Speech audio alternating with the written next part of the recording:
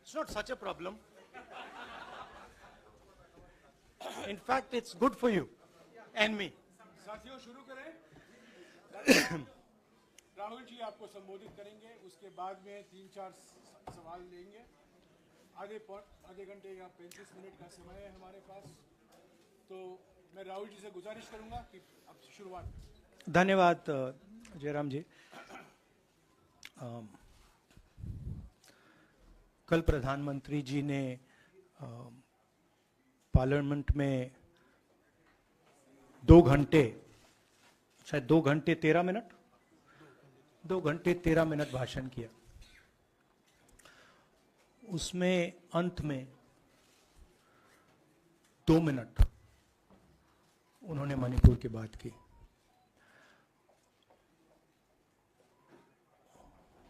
मणिपुर में महीनों से आग लगी हुई है,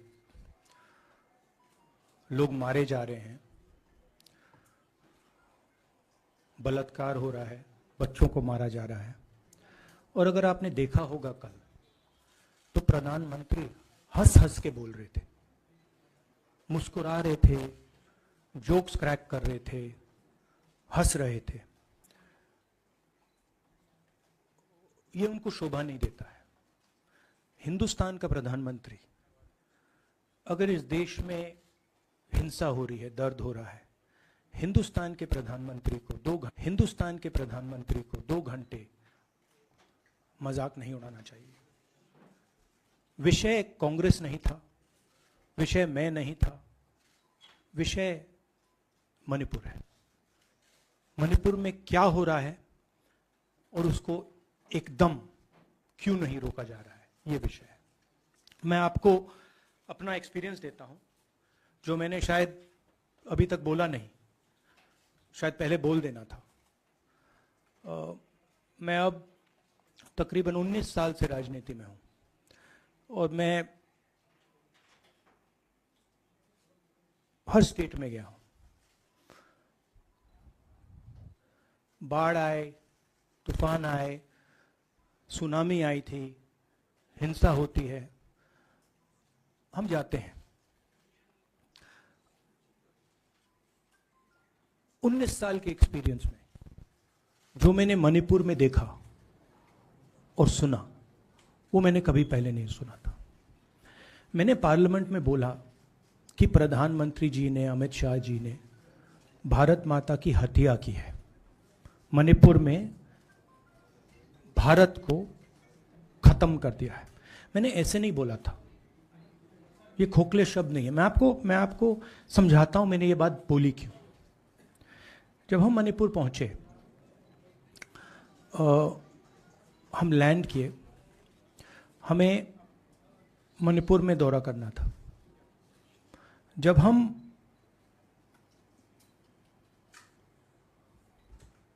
मेटे एरिया में गए, हमें साफ कहा गया था कि अगर आपकी सिक्योरिटी डिटेल में कोई भी कुकी होगा, उसको आप यहां मत लाइए क्योंकि हम उसको मार देंगे। और जब हम कुकी के एरिया में गए, हमें कहा गया अगर कोई मेटे आपकी सिक्योरिटी डिटेल में होगा, उसको आप मत लाइए, उसको हम गोली मार देंगे। हम जब गए, हमें मेटेज को परे करना पड़ा, हमें कुकीज को परे करना पड़ा। मतलब एक स्टेट नहीं है, आज 2 स्टेट है। स्टेट की हत्या कर दी गई है और उसको चीर दिया गया है। इसलिए मैंने बोला हिंदुस्तान की हत्या मणिपुर में बीजेपी ने कर दी है। और जब मैंने कल प्रधानमंत्री को देखा हंसते हुए, मजाक उड़ाते हुए, मैं समझ नहीं पा रहा था कि हिंदुस्तान का प्रधानमंत्री इस प्रकार से कैसे बोल सकता है। प्रधानमंत्री को यह पता नहीं लग रहा है कि हमारे देश में क्या हो रहा है। छोड़िए, नहीं जाना चाहते हैं, उसके भी कारण हैं, शायद मैं बता नहीं सकता हूं आपको, उसके कारण हैं। मगर अगर जा नहीं सकते हैं, तो मणिपुर के बारे में बोले तो हिंदुस्तान की आर्मी, आप सब जानते हो, सेना को आप जानते हो, जो मणिपुर में हो रहा है, हिंदुस्तान की सेना उसको 2 दिन में रोक सकती है। 3 दिन नहीं लगेंगे। अगर हिंदुस्तान की आर्मी को कहा गया कि यह तमाशा बंद करो, 2 दिन में यह तमाशा ड्रामा बंद हो जाएगा। प्रधानमंत्री मणिपुर को जलाना चाहते हैं, आग बुझाना नहीं चाहते हैं। यह है सच्चाई। अब आप अपने सवाल पूछिए। Would you like me to say it in English? I watched the Prime Minister of India yesterday speaking for 2 hours, laughing, joking,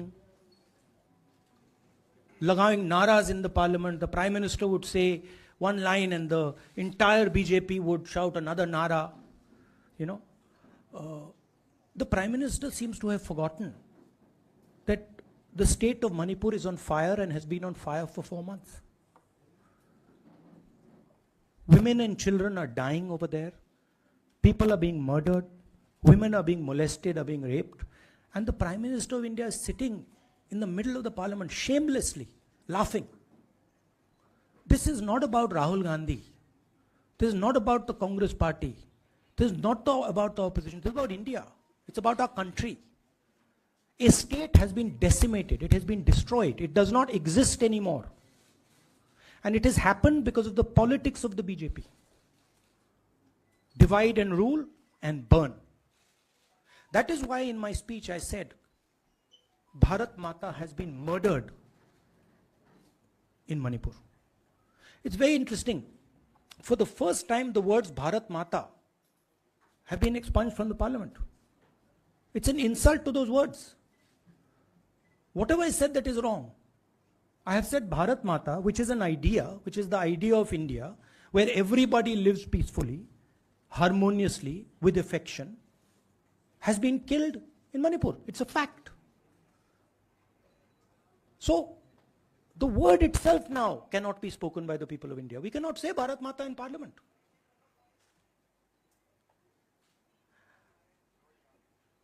I want to tell you about my own personal experience of Manipur.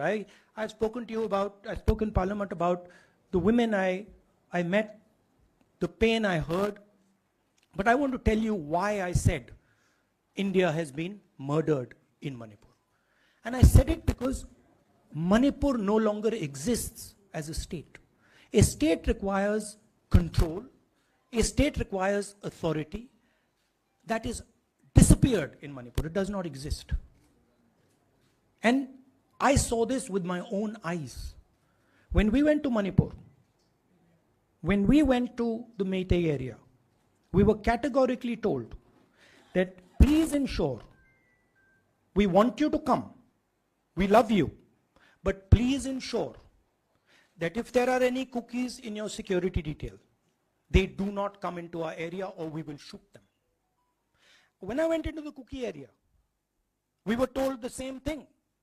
We love you, we want you to come.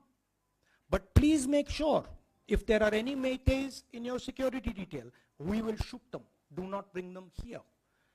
Before going to the Meitei area, we had to remove all cookies from our security detail. Before going to the cookie area, we had to remove all Meiteis from our security detail. When we went there, the security forces, central security forces, told us we have never seen anything like this. We were told it is completely outside our control. Okay? That is why I said Manipur has been murdered by the BJP and the idea of India has been murdered by the BJP in Manipur. I was not speaking metaphorically. I was speaking literally. Now, the Indian army, it will take the Indian army 2 days to put an end to the nonsense that is going on in Manipur. The Prime Minister refuses to stop the fire. He wants Manipur to burn. He allows Manipur to burn. Because he did want it to stop. There are tools in the hands of the Indian government that can stop it immediately. I know. I have full faith in our army. I know. And every Indian citizen knows that if the Indian army is told, please put an end to this, it will stop immediately. There are reasons for the PM not being able to go to Manipur. I'm aware of those reasons. I don't want to say them publicly. But there are clear reasons as to why the Prime Minister is not going there. That is why we wanted the Prime Minister to speak in Parliament. That is why we wanted Manipur to be on the agenda in Parliament. And what did the Prime Minister do? He ridiculed the state. He ridiculed the women of the state. He laughed at the women of the state. That's the truth. Now please ask your questions. Sanjeev, mic dena yaar. Finally, I just want to say one thing again in English. See, the Prime Minister, when he becomes Prime Minister, he ceases to be a politician. He becomes the representative of the voice of this country. The politics should be put aside. And the Prime Minister should speak not as a petty politician, as the leader of a political party, but the Prime Minister should speak with the weight of the Indian people behind him. And it's tragic to watch Mr. Narendra Modi. It's sad, because the Prime Minister does not understand what he actually is. He is our representative. He's my representative. He's all our representative. And watching the Prime Minister spend 2 hours talking about the Congress, talking about the opposition, making ridiculous remarks about the name, this really does not do justice to an Indian Prime Minister. I've seen Prime Ministers from the Congress party, I've seen Prime Ministers from the BJP, I've seen Mr. Vajpayee, I've seen Mr. Dev Gowda. None of them have ever done this. There's a complete misunderstanding in the mind of Narendra Modi ji about what the Prime Minister of India is. Rahul ji, you wanted the Prime Minister to speak in Parliament, and now that he's spoken, and you've said that he wants Manipur to continue to burn. So what is the Congress Party's next step to retrieve Manipur and save it? The only conclusion I can draw, because the Prime Minister has tools in his hand that can stamp out the fire in Manipur certainly within 3 or 4 days. But for some reason he's refusing to use those tools. Right? The Prime Minister could at least go to Manipur, talk to the communities, and say, I'm your Prime Minister. Let's start talking. It will be taken seriously. So I don't see any intention. Rahul ji कल ये भी प्रधानमंत्री ने अपने भाषण में कहा कि 2018 में लेके आए थे, 2023 में विश्वास प्रस्ताव लेके आए और 2023 में भी लाएंगे। तो एक तरीके से उन्होंने साफ तौर पर ये कह दिया कि मैं तो हमारी सरकार अगली बार भी बन रही है। एक पॉलिटिकल बात भी उन्होंने कही। तो आप उनके पूरे भाषण को आप ये कह रहे हैं कि पॉलिटिकल भाषण ज्यादा था, मणिपुर पे बात बहुत कम थी, तो इसको कैसे देखते हैं? नहीं, भाषण हिंदुस्तान के बारे में नहीं था, भाषण नरेंद्र मोदी जी के बारे में था। वो अपनी राय, अपनी राजनीति, अपने एम्बिशंस वो आपको दे रहे थे। सवाल ये नहीं है कि नरेंद्र मोदी जी 24 में प्रधानमंत्री बनेंगे या नहीं। सवाल ये है कि मणिपुर जल रहा है, महिलाओं का बलात्कार हो रहा है, लोग मारे जा रहे हैं। सवाल ये है, अगर ये प्रधानमंत्री कहना चाहते हैं तो ये पब्लिक मीटिंग में कहें। मजाक बनाना चाहते हैं तो जब मणिपुर नहीं चल रहा है तो करें। बट प्रधानमंत्री को यह समझ आनी चाहिए, बात समझ आनी चाहिए कि पार्लियामेंट में जो चर्चा हो रही थी वो उनके बारे में नहीं थी, वो मणिपुर के बारे में थी। सर नमस्कार। कल प्रधानमंत्री ने बार बार कांग्रेस का नाम लिया और ये आरोप लगाया कि नॉर्थ ईस्ट और मणिपुर की सारी समस्याओं के लिए कांग्रेस जिम्मेदार है। आप क्या जवाब देंगे? नहीं, अभी मैंने बोला ना, वही तो जवाब है। मुझे प्रधानमंत्री को जवाब देने की जरूरत नहीं है। मैं सिर्फ ये कह रहा हूं कि एक स्टेट की हत्या की गई है। भारत माता कि हत्या कर दी गई है मणिपुर में, भारत माता की हत्या मणिपुर में कर दी गई, और प्रधानमंत्री लोकसभा में मजाक उड़ा रहे हैं, हंस रहे हैं, नारे लगवा रहे हैं। मुझे क्या जवाब देने की जरूरत है?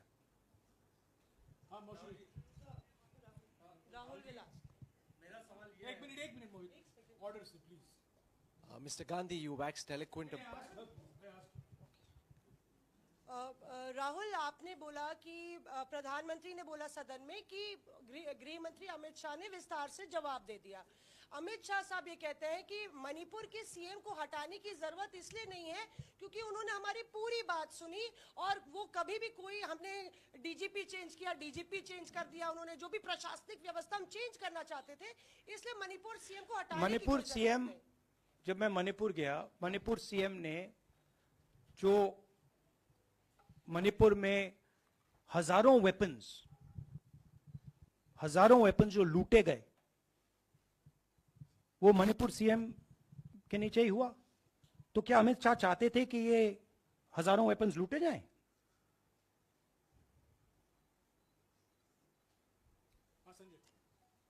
राहुल जी, जो हिंसा चल रही है, क्या अमित शाह चाहते हैं कि हिंसा चलती जाए?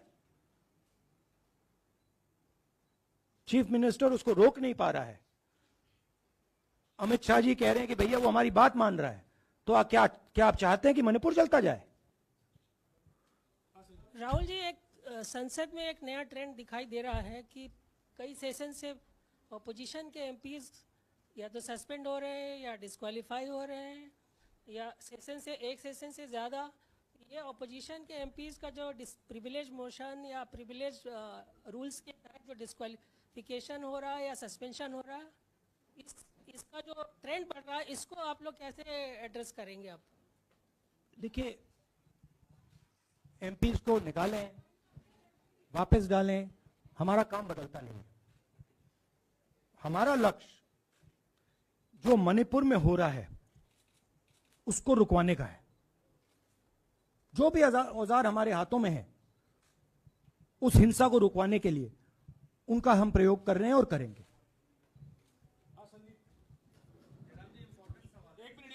Yeah, Mr. Gandhi, you talked about using the army, deploying the army to control violence. You spoke that in Parliament. You've repeated here. But the BJP has criticized you and even previous Congress governments, saying that we want to solve the issue through dialogue. And they've criticized that in the 60s, in 64, the Mizo National Famine Front was bombed by the Indian Army, by the Indian Air Force. So they said that, you know, they do not believe I have never heard in my entire career, I have never been told anywhere I have been in India that if you take this person as a security officer with you, we will put a bullet in his head. I have never heard it. And I heard it twice in Manipur. That means there is no dialogue in Manipur. There is pure violence taking place in Manipur. The first step is to stop the violence, put an end to it. I point out the army, but what I mean is that the Prime Minister has multiple instruments in his hands. He's not using them. It's been burning for 4 months. He's doing nothing and he's laughing.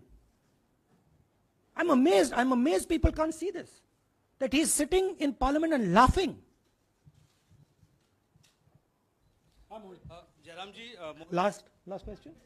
Jairam जी, मोहित दुबे हूँ news nation से। आपने 37 minute का भाषण। जयराम जी, राहुल जी नहीं, मतलब आप मुझसे जयराम कर रहे हैं या उनसे? राहुल जी, जय सिया राम।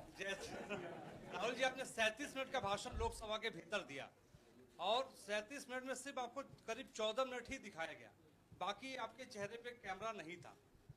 और आप मणिपुर गए, मैक्सिमम टाइम आपने मणिपुर के ऊपर बोला। इस परंपरा को आप किस तरीके से देखते हैं? पता नहीं, शायद कॉन्ट्रडिक्शन है। शायद पीएम मेरा चेहरा टीवी पे नहीं देखना चाहते, मगर फिर पीएम मेरी वीडियो के बारे में बात करते हैं। तो पता नहीं क्या है, बट मुझे लगता है शायद उनको मेरा चेहरा टीवी पे देखना अच्छा नहीं लगता। कोई प्रॉब्लम नहीं है। जो मैंने बोलना था, देखिए मुझे अपना काम करना है। मैं जानता हूं कि मीडिया पे कंट्रोल है, लोकसभा राज्यसभा टीवी पर कंट्रोल है, वो उसके बारे में मैं कुछ ज्यादा नहीं कर सकता हूं, मगर मुझे अपना काम करना है, मैं अपने काम को करता हूं। जहां भी भारत माता पर आक्रमण होगा वहां मैं आपको खड़ा मिलूंगा, भारत माता की रक्षा करते हुए मिलूंगा।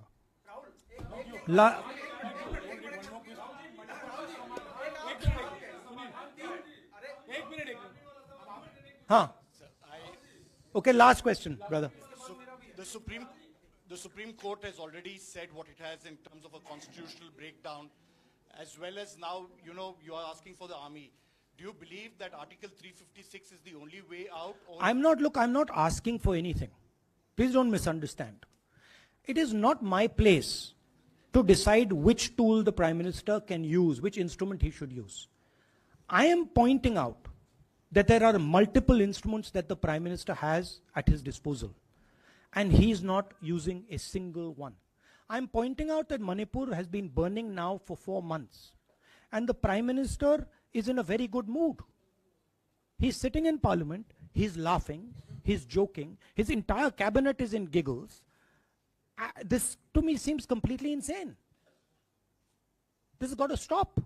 India is burning in Manipur. The idea of India has been destroyed in Manipur. Let's rebuild it quickly. Thank you.